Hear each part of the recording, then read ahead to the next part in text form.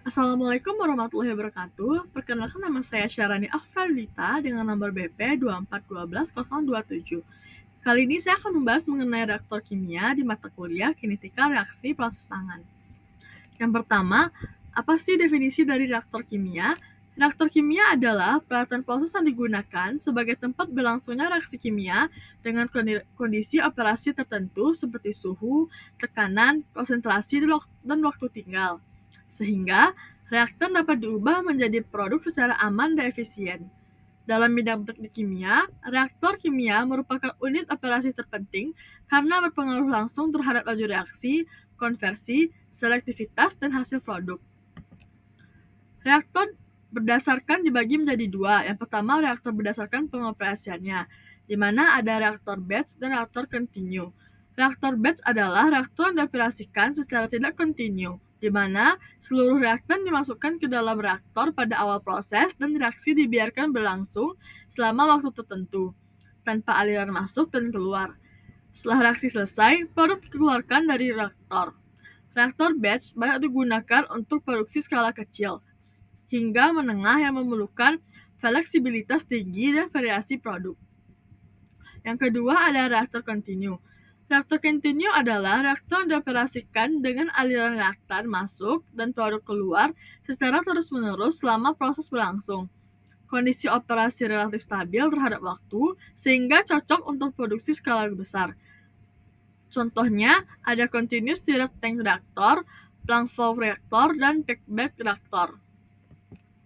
Yang kedua berdasarkan bentuknya, terbagi menjadi tiga. Yang pertama ada reaktor tangki. Reaktor berbentuk bejana atau tangki yang memungkinkan pencampuran reaktan secara merata.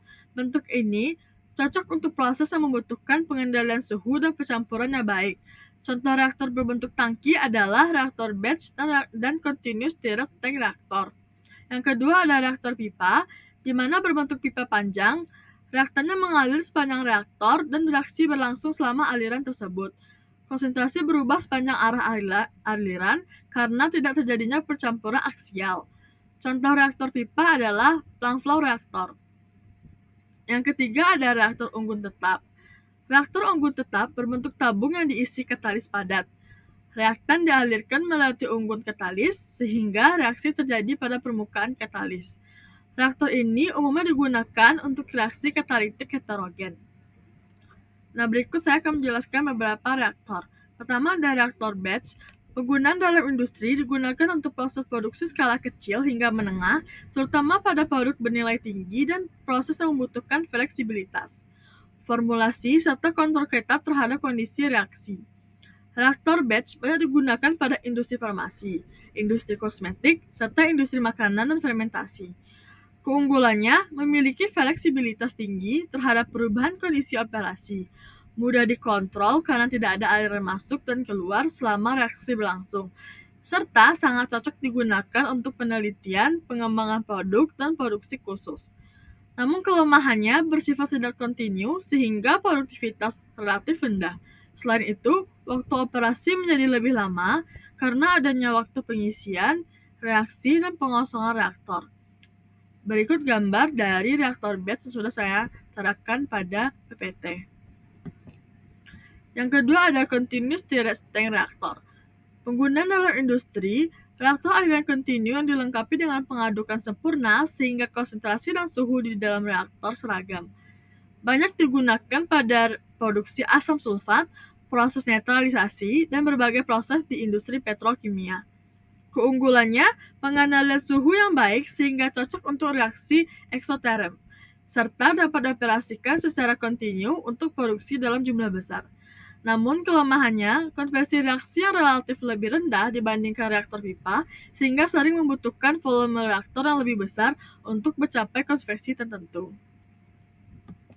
Yang ketiga, ada plug flow reaktor, di mana reaktor aliran kontinu berbentuk pipa panjang tanpa pengadukan aksial ini, konsentrasi reaktannya berubah sepanjang arah aliran, sehingga banyak digunakan pada produksi amoniak, produksi asam nitrat, dan industri petrokimia. Keunggulannya mampu mencapai konversi tinggi dengan efisiensi volume yang baik, sehingga sangat cocok untuk produksi skala besar. Kelemahannya, pengendalian suhu yang lebih sulit serta kurang fleksibel terhadap perubahan kondisi operasi. Yang terakhir ada packback reaktor atau PBR, di mana reaktor aliran kontinu berisi katalis padat sebagai unggun tetap, di mana fluida reaktan mengalir melalui unggun tersebut. PBR digunakan pada hidrogenasi minyak nabati, produksi metanol, dan proses reforming katalitik. Keunggulannya, memiliki efisiensi reaksi yang tinggi dan sangat cocok untuk reaksi katalitik heterogen. Kelemahannya, terjadinya penurunan tekanan yang besar serta kemungkinan deaktivasi katalis selama operasi jangka panjang. Selanjutnya, contoh-contoh industri yang menggunakan masing-masing reaktor. Pada reaktor batch, industri farmasi untuk sintesis obat, industri kosmetik untuk pembuatan krim dan lotion, serta industri makanan dan minuman seperti fermentasi yogurt, keju, dan minuman beralkohol. Yang kedua ada continuous reactor reactor, contohnya pada industri kimia dasar untuk produksi asam sulfat dan asam klorida, industri petrokimia untuk proses alkilasi dan netralisasi, serta industri pengolahan limbah pada proses lumpur aktif dan netralisasi limbah cair. Yang ketiga ada plug flow reactor, contohnya industri pupuk pada proses sintesis amoniak, industri kimia pada produksi asam nitrat, serta industri petrokimia untuk reaksi cracking dan oksidasi. Yang keempat ada packback reaktor, contohnya industri minyak dan gas pada proses reforming, katalitik, dan hydrocracking, industri elektrokimia pada proses hidrogenasi minyak nabati, serta industri kimia pada produksi metanol dan amoniak berbasis katalis. Nah, materi selanjutnya mengenai rumus-rumus rancangan reaktor kimia. Yang pertama pada reaktor batch. Rancangan reaktor batch didasarkan pada hubungan antara waktu reaksi dan perubahan konsentrasi reaktan, di mana rumus rancangannya itu T integral dCA per min RA, di mana T adalah waktu reaksi, CA adalah konsentrasi reaktan A, dan min RA adalah laju reaksi. Persamaan ini menunjukkan bahwa waktu reaksi bergantung pada kinetika reaksi yang terjadi di dalam reaktor. Yang kedua ada continuous stirred tank reactor, di mana rumusnya V sama dengan FA0 dikali XA per min RA, di mana V adalah volume reaktor, FA0 adalah laju aliran mol reaktan masuk, XA adalah konversi, dan min RA adalah laju reaksi pada kondisi keluar reaktor.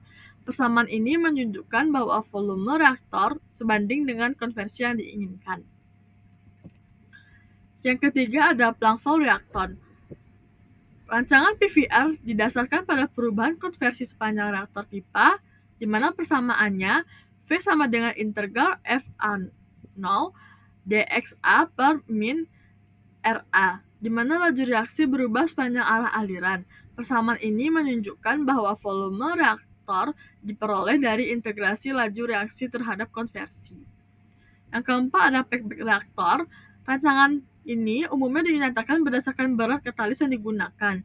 Persamaannya adalah W sama dengan integral FA0 dXA per min RA, di mana W adalah berat katalis dan min RA adalah laju reaksi persatuan berat katalis. Persamaan ini menunjukkan bahwa jumlah katalis sangat menentukan konversi reaksi. Dapat dilihat juga keterangan simbol yang sudah tertera pada PPT ini. Kemudian, materi terakhir mengenai tabel hubungan laju reaksi dengan volume reaktor, di mana pada reaktor batch, hubungan laju reaksi dengan volume reaktor tetap, laju reaksi mempengaruhi waktu reaksi. Semakin besar laju reaksi, semakin singkat waktu yang dibutuhkan untuk mencapai konversi tertentu. Yang kedua pada CSTR, volume reaktor berbanding terbalik dengan laju reaksi. Semakin kecil laju reaksi, semakin besar volume reaktor yang dibutuhkan untuk konversi yang sama. Yang ketiga ada PVR, volume reaktor yang bergantung pada profil laju reaksi sepanjang reaktor. Laju reaksi yang tinggi sepanjang reaktor menghasilkan kebutuhan volume yang lebih kecil.